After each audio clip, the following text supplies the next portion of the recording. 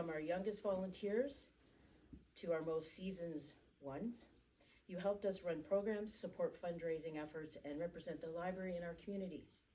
We are deeply grateful for the time, care, and commitment you share so generously. Today's volunteer recognition tea is our way of formally saying thank you for your meaningful contributions you make. We also recognize that volunteerism is a two-way exchange. While you give so much to the library, we hope the experience gives back to you through connection, learning, and a sense of purpose. Thank you for being such an essential part of the library community. Also, your nice smiles and recommendations and comments about what we do. We appreciate that. Today and always, please know how valued you are and how much contributions truly matter to us in public library. And now, on to Terry. Good afternoon, everybody, again. Happy International Year of the Volunteer. It's really nice that we have something that honors an activity that is so important to our society. I'd like to first thank Heather Zischler, a former previous member of the board, for organizing this.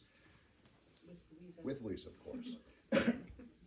It goes to show that that the instinct volunteer is something that's really deep in some people and not in others, and it's something that should be cherished. We always talk about money being the lifeblood of any organization, and it is important, but I believe that volunteers are the beating heart, and they should be cherished as they're precious. And I hope that this small gesture and these small awards will go at least a part way towards demonstrating our appreciation for all of you and all that you do. Thank you very much. And now I'd like to introduce Mayor Joe Taylor.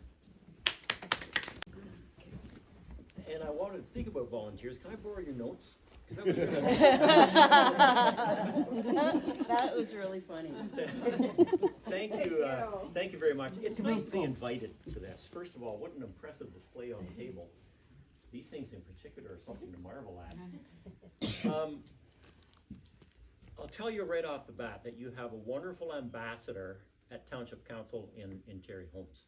He brings library issues to us. We are very interested in them, and we're concerned that we do what we need to do to keep these branches running and the services offered that the public wants. Terry does a good job of that. So he gets a lot of the credit for any council decisions that you folks feel may benefit the library. This man here is the driving force behind them. Thank you, Terry. But the driving force behind any organization, anywhere, are volunteers. And I think that holds true more in small rural communities than it does anywhere else. I know that it holds true, certainly holds true in Otonabee-South, Monaghan.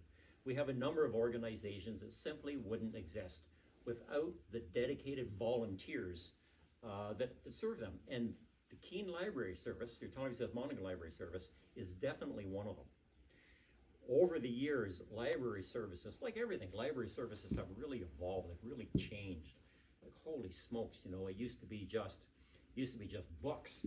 Well, now it's, I won't even know all the terms. There's e-books, and there's Kinder, and there's Kobo, something new, some new kind of program called Libby. It goes far and beyond just books.